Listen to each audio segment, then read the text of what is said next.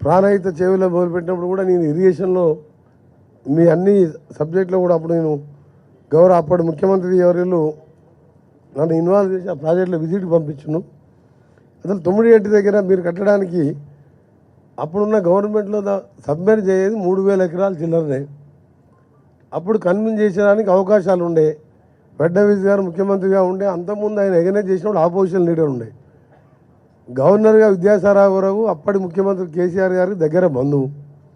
ఒప్పించి ₹1 కోటి ఎకరానికి ఇచ్చిన తుమ్మడేటి దగ్గర 152 కట్టితే గ్రావిటీతో entire project up to Chevella Vikarabad వరకు ఇప్పటి వరకు 8 ఇయర్స్ బ్యాక్ ఈ ప్రాజెక్ట్ కంప్లీట్ అయ్యి ఒక 38,000 అన్నాము, ఇంకో 20,000 కోట్లు పెట్టుకుంటే మొత్తం కంప్లీట్ అవుతున్నాయి.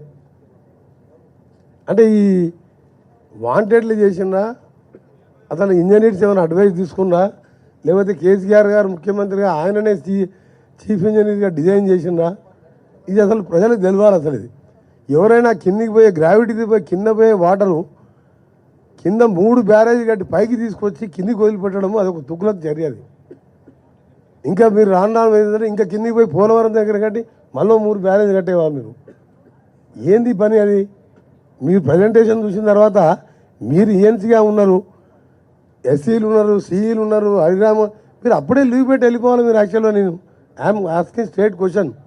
ఇది మీ గవర్నమెంట్ అంటే అప్పటి గవర్నమెంట్ అయినా ఇప్పటి government we are the custodian of the public property, public money. వాళ్ళని కాపాడాలి మేము. ఏం పిచ్చి ప్రాజెక్ట్ ఇది? ఏం చేసింది మీరు? ఇవాళ పియర్ కిందికి 1.2 మీటర్స్ 5 మీటర్లు దిగింది. అది దాన్ని రెక్టిఫై చేస్తుంటున్నాం. అన్నారం కింద బ్యారేజ్ ఉన్నది. ఎప్పుడు ఎంత ఫ్లో వస్తుందో తెలియదు. ఓ ఫ్లో వచ్చి మొత్తం కొట్టుకుపోయిన తర్వాత ఎవడి భరించాలి ఇవన్నీ?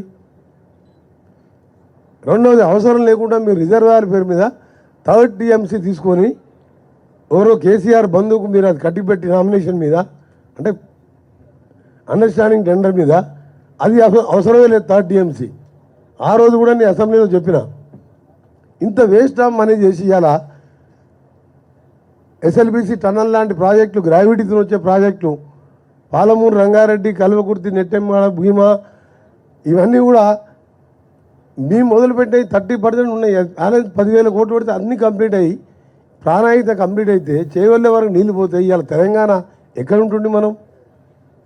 అందుకనే ఇప్పటికి రిక్వెస్ట్ ఏంటంటే మీరు ఈ ప్రజెంటేషన్స్ ఇవన్నీ కూడా మాకు తెలిసినాయి. టోటల్గా ఇంజనీరింగ్ డిపార్ట్మెంటు సీఎం ఉన్నా సరే తప్పని చెప్పాలి మీరు. దీంట్లో జరిగింది నా గౌరవ మంత్రిగా ఒకటే కోరుతున్నది, దీని మీద సరి అయిన ఎంక్వైరీ చేసుకొని అసలు మీరు తీసుకొచ్చిన పంపులు 21 పంపింగ్ స్టేషన్స్ ఏ కంపెనీకి వెళ్ళి తీసుకొచ్చిండ్రు? టోటల్ అసెంబ్ల్డ్ మోటార్స్, దాని వాల్యూ ఎంత?